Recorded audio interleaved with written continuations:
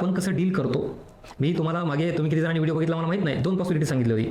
जे 62 या कट ऑफलाच डोक्यात घेऊन ह्याला सगळेजण अभ्यास करू लागले ना, सगळ्यांचं टार्गेट 65, कोणी 70 घ्या ना, माझा काही विरोध नाही आहे, तुम्ही 70 मार्कांचा टार्गेट करा. अरे पण जर पेपर टफ टाकला, लेंदी आला, काही असं झालंच तर तुम्ही प्लॅन बी ॲक्टिवेट करणं अपेक्षित आहे. म्हणजेच इथं आता 60 अपेक्षित नाही तर 58 स्कोर इथं चांगला आहे, 55 स्कोर चांगला असू शकतो, इव्हन 50 सुद्धा असू शकतो. So depend on paper difficulty level, question pattern, ह्या गोष्टीहून व्हेरी करतं. नाही इथं 62.5 कट ऑफ लागला म्हणजे आता मी 65 मार्क झाले, 70 झाले पाहिजे, हे असं फिक्स सांगू शकत नाही. पेपरची काठिण्य पातळी कशी आहे त्याच्यानुसार तुम्ही तिथं प्लॅन ॲक्टिवेट केला पाहिजे. इझी मीडियम पेपर असेल तर येस बिलकुल तुम्ही जो अभ्यास केला तुमचं हे टार्गेट तुम्हाला अचीव्ह करता आलं पाहिजे होतं. पण जर टफ टाकला तर तिथं आता तुम्ही असं म्हणून चालणार नाही की मला सगळेच अटेम्प्ट झाले पाहिजे. ते किती जणांचा आता प्रॉब्लेम झाला मला सांगा.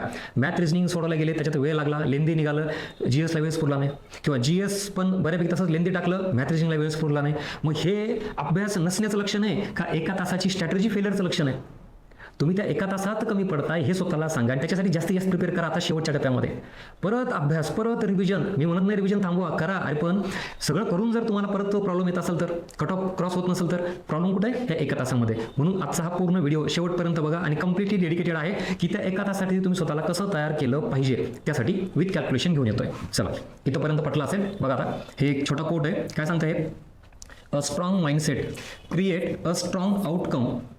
तुमचा माइंडसेट स्ट्रॉंग असेल तर डेफिनेटली रिझल्ट म्हणा, आउटकम म्हणा स्ट्रॉंगच येणार. एक्झॅक्टली आपलं उलट आहे. आपला फक्त अभ्यास स्ट्रॉंग आहे, माइंडसेट वीक आहे, म्हणजे आउटकम काय येणार? वीकच येणार, एकदम कमकुवत येणार, म्हणजे सर्वसाधारण स्कोअर येणार. नाही सर स्कोअर बाउंड्रीवरच आहे माझा, कट ऑफच्या पुढं जाईल का नाही माहीतच नाही. का? कारण माइंडसेट स्ट्रॉंग नव्हता. अटॅकिंग मोडमध्ये जा, डिफेन्सिव्ह मोडमध्ये नको. सांगेल सगळं, म्हणून शेवटपर्यंत बघा, तुम्हाला ह्या सगळ्या गोष्टी विथ प्रूफ दाखवून देतो.